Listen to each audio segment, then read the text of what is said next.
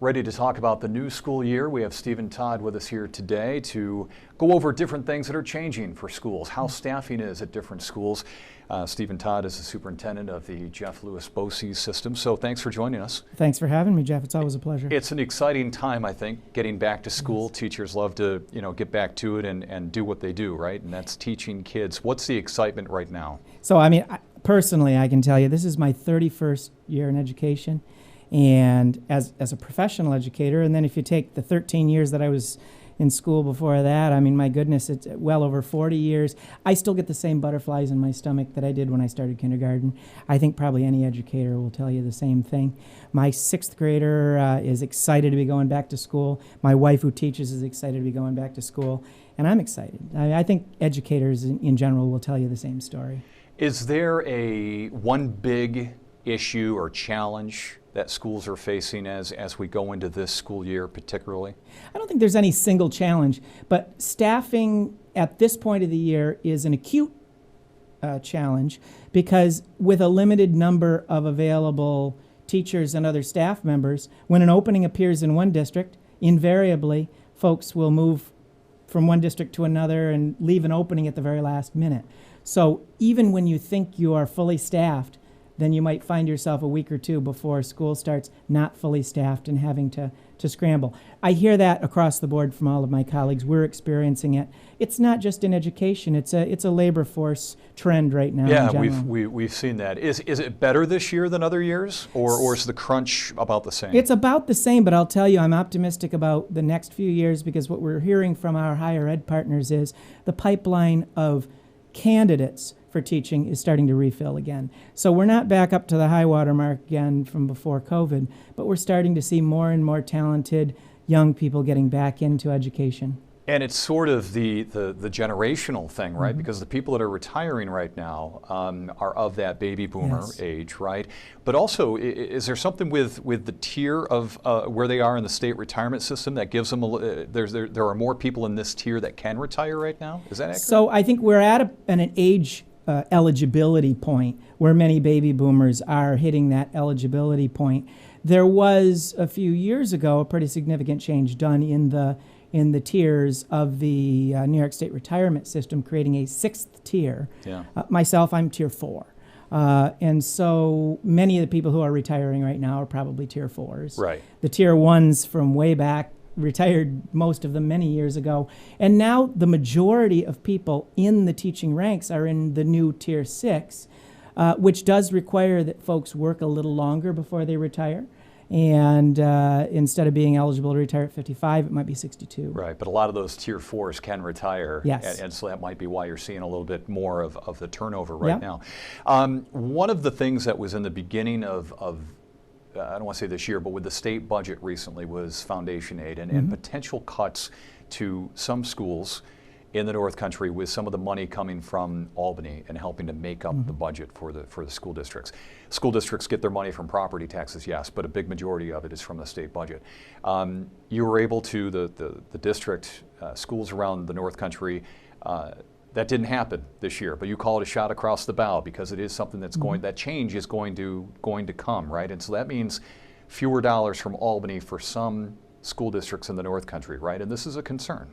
It is a concern. What we saw, and I do think it was last year, a shot across the bow by the governor, who is, I think, trying to make people aware of the fact that we've had unprecedented increases in the amount of foundation aid that has been given to all of the districts in the state over the last few years, and that rate of growth isn't perhaps sustainable. So if we are going to be adjusting that to a rate that is more sustainable in New York, it's very important, and that's been the message we've tried to make with our representatives and with the governor. It's very important that we be very thoughtful about how we make those adjustments. The governor's proposed foundation aid numbers last year created some pretty significant cuts for about half of the districts in the state, and the other half came out all right, using certain variables such as number of students that you have now relative to the number of students you had a few years ago, or measuring wealth pretty heavily by property values in a district. Now, as we all know here in our North Country and in other parts of the state, like the Adirondacks and other places, where there are large numbers of vacation properties, folks who own very valuable properties on the water, perhaps on the lake or on the river, it can skew the apparent wealth of a community. We saw that within our region, the folks who stood to be harmed the most by the governor's proposal were our districts along the water. And so other parts of the state experienced similar phenomena. It's a political process. So we worked very hard with our legislators who represented us exceedingly well in the process, and representatives from around the state, I think, joined that chorus of folks who asked the governor to reconsider, and in the negotiation process, the budget that came out was one that did no harm to anyone who would have seen cuts and did still provide increases for those who would have seen increases. So it was kind of a no harm, no foul type approach. We say a shot across the bow because we do believe that the governor would still like to try and reduce the rate of growth of foundation aid. And as you said, that she's put in place a Rockefeller Institute study, which has been taking place since the budget was enacted. They are due to come forward by December with recommendations for changes in the foundation aid. They've been around the state doing listening tours and taking notes and hearing testimony from dozens and dozens and maybe even hundreds of people at these various sessions who are providing them with a lot to think about. And what we've advocated for is try to take a more nuanced approach to this rather than the more draconian approach that we saw. If you're going to make cuts, don't use a meat cleaver, use a scalpel. Look very thoughtfully at all of the variables that come into play. If you're going to measure wealth, don't measure wealth exclusively or largely by property wealth. Look at the needs of the community. Look at the increased expenses of educating students after the pandemic that are experienced by all districts. Consider a variety of variables so that if you are going to make adjustments, it's fair to all and it's not hurting some fairly dramatically. And the changes with some of if the cuts were to come to fruition for some of those school districts, it's millions of dollars. Yes. And really the school district would have to either bump up property taxes or look differently with staffing or programs or however that would work. The way that you and I know Regents exams and a Regents diploma, that's sort of changing here, could change as the Board of Regents looks at different or changing the requirements to graduate, right? And this is, how long has it been since this conversation's been this serious? This, in my view, is perhaps the most significant change in graduation requirements that New York State has seen, honestly, since the late 1800s.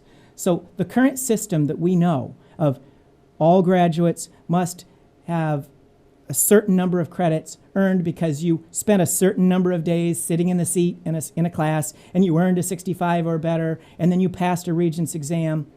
We're going back to the 1870s, 1880s. That has not changed significantly since then. What's being proposed now with the Blue Ribbon Commission's suggestions and proposals, which are being contemplated by the Board of Regents, and we may see final decisions by the Board of Regents as early as November of this year, could really revolutionize that, creating opportunities for kids to demonstrate readiness for graduation, not just by saying, I spent 180 days in a particular class and got a passing score, or that I passed a particular state test. Those would be among the pieces of evidence that you could present.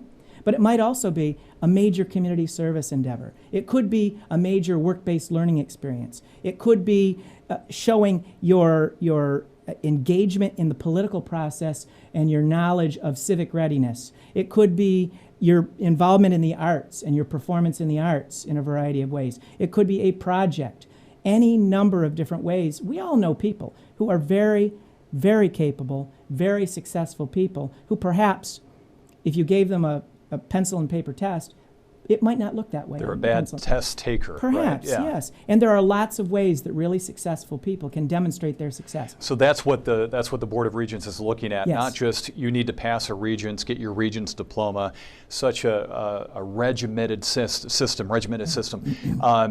So now they're looking. So do Regents diplomas just disappear with this? So one of the pieces of the Blue Ribbon Commission's recommendation is, instead of having local diploma, Regents diploma, other different diplomas, there will be one New York State diploma that you can earn different seals and stamps on based upon, say, for instance, if you were a student who achieved very highly in the arts, or in terms of civic readiness, or in terms of your proficiency in foreign languages. These various seals and stamps would distinguish your particular track of interest, but it is one diploma in New York State.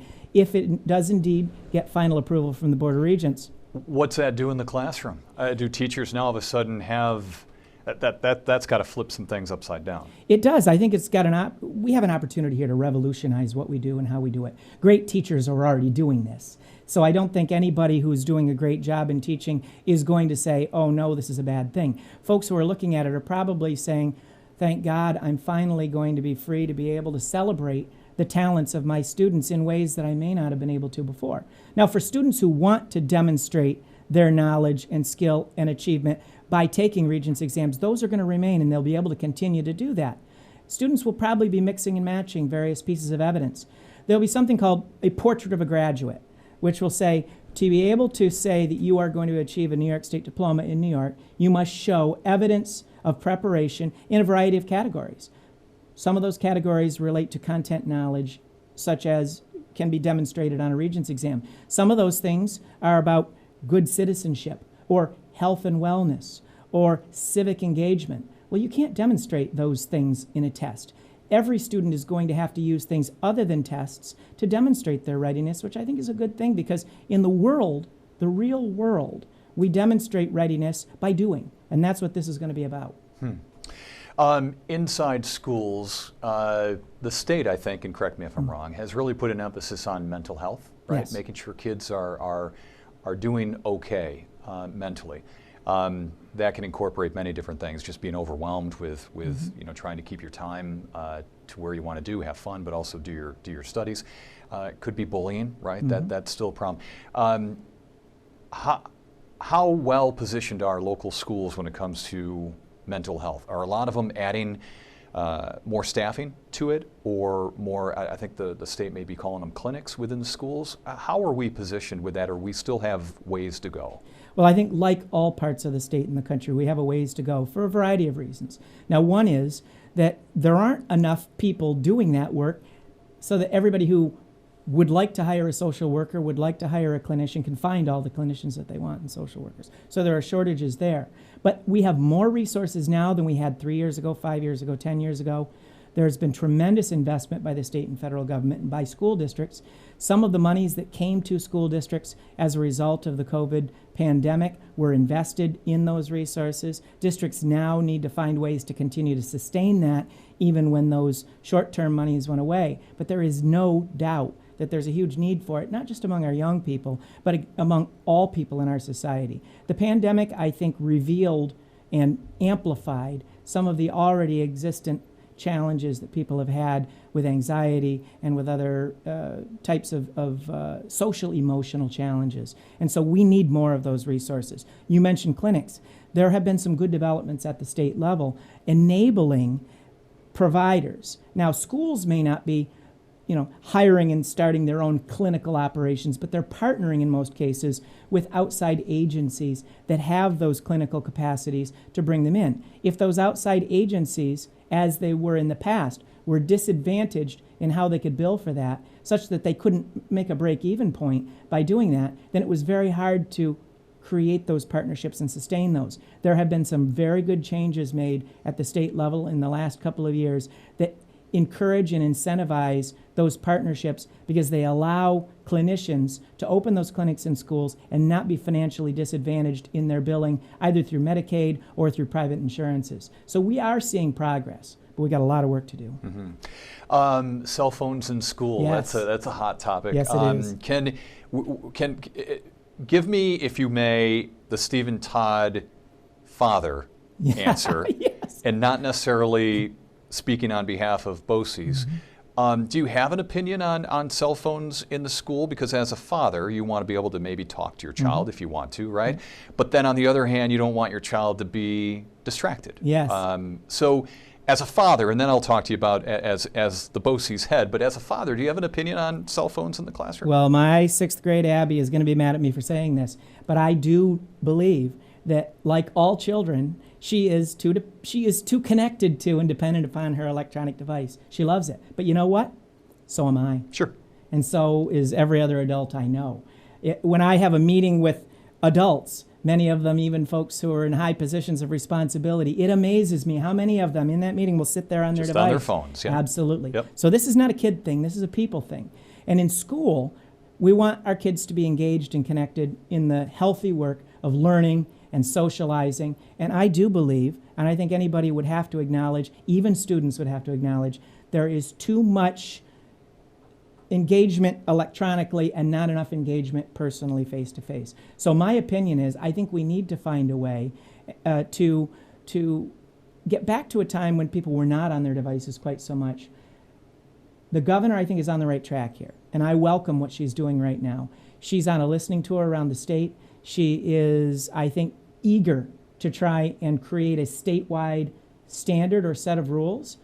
I think that could be helpful, because if you leave it to individual school districts, it could be politically very, very, very challenging for individual schools and individual school districts to implement a policy that is perhaps stricter in one district than it is in another district, creating all types of tension and political challenge. If this is something that is worth doing, I think it's worth doing statewide, and I think the governor is on the right track, looking at it, but more importantly, listening. She's listening to students, listening to parents, listening to educators, and I am confident that something is going to come of this, and the fact that there's been so much listening and so much collaboration in it, I think will make it a better outcome.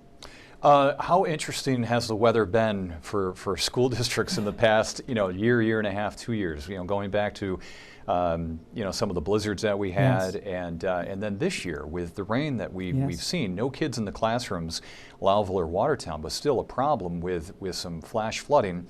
And now schools are having to, I don't know if it's a directive, but they have to come up with the scenario, well, what if we have this rainstorm with kids in the school? We have to have some sort of an evacuation plan. There isn't one right now, probably, right? I mean, you have ways, fire drills, and we know all that stuff. But water's different, right? Yeah. And so are schools seriously looking at, unless you're up high on a hill, you don't have to worry about it, but schools are looking at having some sort of, is it a flood evacuation plan? So we already have emergency response plans that try to account for every possible contingency. Yeah. But you're absolutely right.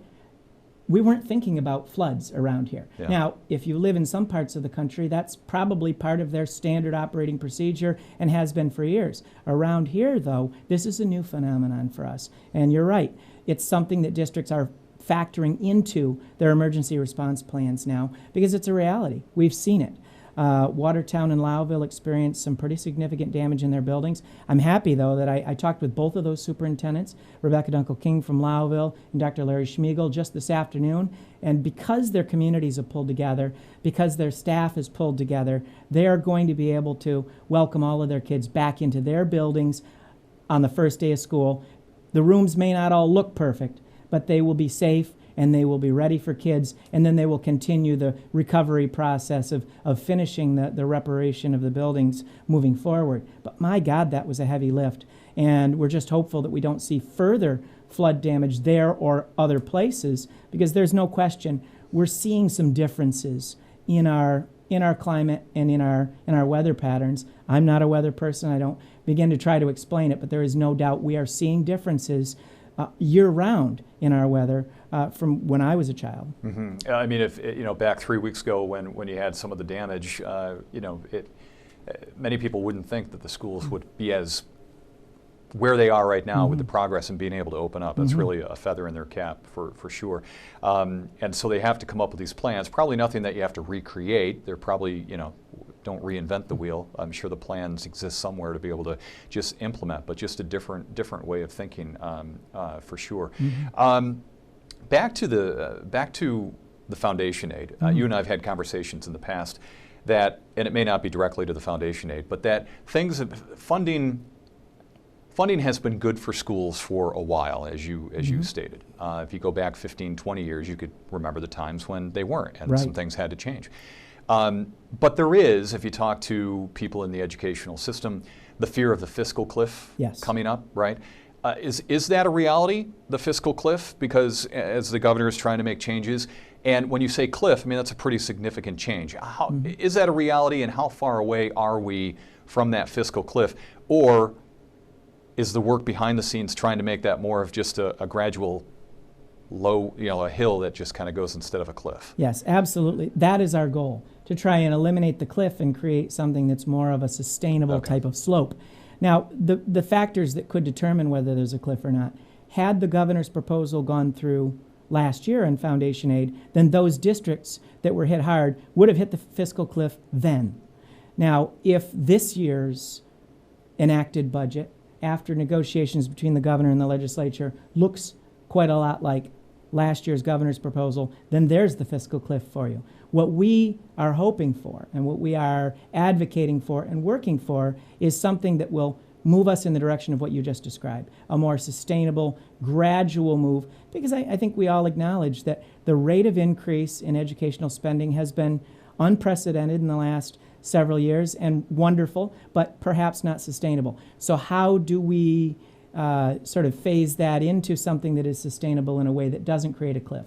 Another piece of the feared cliff is that districts are fast approaching the end of the federal monies. Many districts received millions and millions of dollars in money during COVID, and once those monies are gone, they have to find ways to either stop the spending that they were spending on or sustain that spending in another way. It could be very challenging over the next few years if they don't successfully navigate that. And sustaining that would be on the property taxpayer as one option, right? Potentially, if they want to keep that, you have to pay for it somehow, right?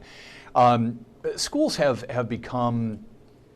schools are a lot different than what they used to be, right? They become more community-centric to the point of where kids rely on them for food.